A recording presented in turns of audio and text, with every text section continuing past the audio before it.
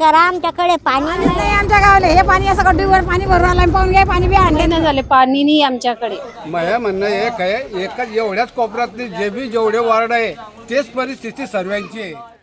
एकीकडे पाणी योजनांच्या घोषणा आणि विकासाचे दावे केले जात आहेत, मात्र दुसरीकडे जळगाव जिल्ह्यातील जामनेर तालुक्यातील पहूर गावातील महिलांच्या डोक्यावर आजही पाण्याचे हंडे आहेत. पाणी पुरवठा मंत्री गुलाबराव पाटील आणि जलसंपदा मंत्री गिरीश महाजन यांच्या जिल्ह्यातच नागरिकांना महिनाभरापासून पाण्यासाठी वणवण भटकावे लागत आहे. भर उन्हात आणि रात्रीच्या अंधारात महिलांना वाघूर नदीच्या कोरड्या पात्रात झिरे पाडून पाणी काढावे लागते. धक्कादायक म्हणजे ज्या ठिकाणी नागरिक उघड्यावर शौचासाठी जातात त्याच ठिकाणाहून पाणी भरून आणण्याची वेळ आली आहे. दुर्गंधीयुक्त पाणी घरगुती वापरासाठी आणि पिण्यासाठी विकतचे जार असा गावकऱ्यांचा संघर्ष सुरू आहे. एका बाजूला मंत्री विकासाच्या गप्पा मारत असताना दुसऱ्या बाजूला पहूरची तहान अजूनही भागलेली नाही. त्यामुळे सरकारच्या पाणी योजनांचा लाभ नेमका कुणाला मिळतोय असा संतप्त सवाल ग्रामस्थ उपस्थित करत आहेत.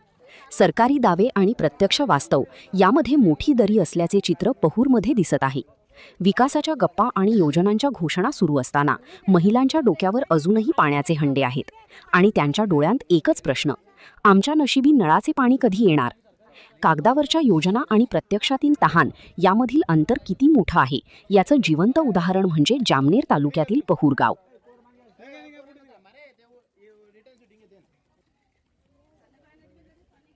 पाणीच नाही आमच्या गावाला. हे पाणी असं गड्डीवर पाणी भरून आलं, पाहून घ्या पाणी बी आणलेतलं. पाणी नाही, दांड काढताना संडासिनी वगैरे काहीच नाही गावले आमचे. किती दिवसाआड पाणी येतं तुमच्याकडे? एक महिना 2 महिने, दीड महिना होतो, कोणाकोणाचा 1 महिना होतो. कुठून आणता मग पाणी तुम्ही? पाणी नदीचं भरतो, इकडचं पाणी प्यायला घेतो. कामं करा का प्यायचं पाणी इकत आणा. मजुरी नाही, ऊन मनमसायचा पुरा आलं.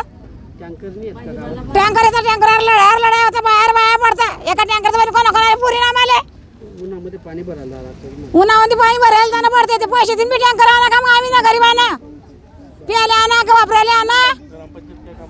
करा, आमच्याकडे पाणी नाही आहे. काय त्रास होतो? आमच्याकडे महिना झाले पाणी नाही. आम्ही विकत पाणी घ्या का पोट भरा, कामं नाही आम्हाला.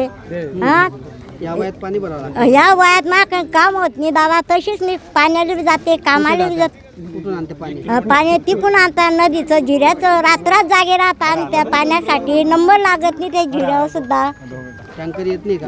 टँकर येत नाही. येतं पण मग 1,500 2,000 कुठून पैसे भरा दादा आम्ही? नळ का गावात? नळ नाही का गावात? नाही, आता तर नळाला पाणी येत नाही आहे.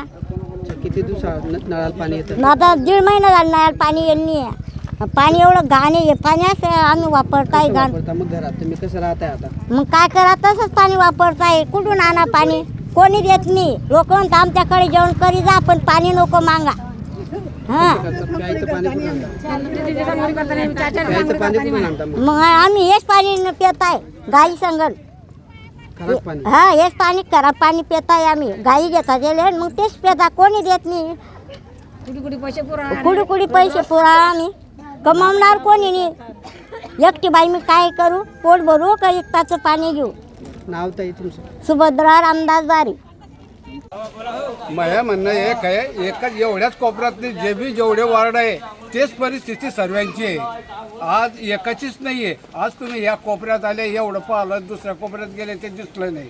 म्हणून मी एकच सांगतो की सर्वकडे हेच परिस्थिती आहे. हे माझं म्हणणं आहे, दुसरं काहीच म्हणणं नाही. आणि काय आहे, फक्त दिशा बदलून राहिली. हा पोरगा बोलतो काही, मी बोलतो काही उपयोग नाही. आजच्या कंडिशनले या गावाचे 6 वार्ड आहे, तिथे 6 वार्डात हेच परिस्थिती आहे. 6 पाईपलाईन आहे. आज एक ठिकाणा नाहीये. कोणतीही वस्तू पहा, कोणतीच ठिकाणावर राहिली नाहीये. कोणी कोणाचं ऐकत नाही. धरणं पूर्ण किडीले. एवढं माझं म्हणणं आहे, दुसरं काहीच म्हणणं नाही. असं काही म्हणत नाही की तुम्ही या ठिकाणी उभं राहिलं तर हेच परिस्थिती पहा. चौकडे हेच परिस्थिती. आज मी तुम्हाला इथून नाही राहत, दुसरीकडे तर हेच परिस्थिती, तिसरीकडे बोलून याच्यावर विचार करा. आणि आम आदमीचं कोणीच ऐकत नाही. पासून पाणी नाही बर का. 1 महिना झाले पाणी नाही आमच्याकडे. पाणी येतं तर ते लगे वापरायच्याही लायक नाही, पण मग ते बी येत नाही आता 1 महिन्यापासून. विकतचं पाणी घेऊन रोज प्यायले विकतचं पाणी घेणं लागतंय. तर काय करायची ती या गल्लीत तर बिलकुल नळ नाही तर काही नाही, हापसणी नाही का नळ नाही का विहीर नाही आड नाही. नदीमध्ये जिरे खणले, त्या जिऱ्यातून पाणी आणताय, आंघोळी करणं चालू आहे. प्याले भी नाही, विकत पाणी घेणं पडतंय दादा. 20 रुपयाचे जे एक जार, रोज 20 रुपयाचा एक जार घेणं लागतोय. आता काय करा सांगा तुम्हीच. ग्रामपंचायत आता ते मंदिरासाठी तिथून ते पाणी चालू होतं, आता ते मंदिराचं काम बंद ठेवलं आणि ते लोकांना पाणी भरू देणं लावलंय तिकडे उभ्या गल्लीवर. तर काय करा, इकडे तर कोणचंच साधन नाहीये पाण्याचं, विहीर पण नाहीये आणि हापसणी नाही तर काहीच नाही. पाण्याचं नळ बी नाही आणि काहीच नाही. आणि पाणी तर एवढं खराब येतंय की तुम्ही पाहणार सुद्धा नाही ते पाणी. आणि 12 महिने तसंच पाणी येतं आमच्याकडे, स्वच्छ पाणी येतच नाही. डोबडीमध्ये पाणी नाही म्हणून हा पण तरी पण उन्हाळा पावसाळा 12 महिने आमच्याकडे पाणी खराबच येतं, स्वच्छ पाणी येतच नाही. 12 महिने आम्हाला विकत पाणी घ्यावं लागतं प्यायसाठी. तुम्ही वाटलंच ते पाणी ज्यावेळेस पाणी येतं ना तर वास सुद्धा घेतला जात नाही. मग हे सगळ्यात जेवढे घरामध्ये सामान नाही तेवढे भांडे, पाणी भरायचे भांडे सांगा नाही.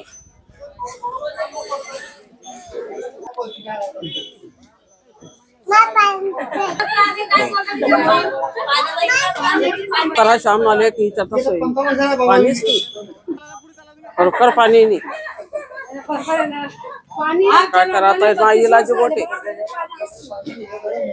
बरं कोणी शेतामध्ये पाणी नाही आहे ना.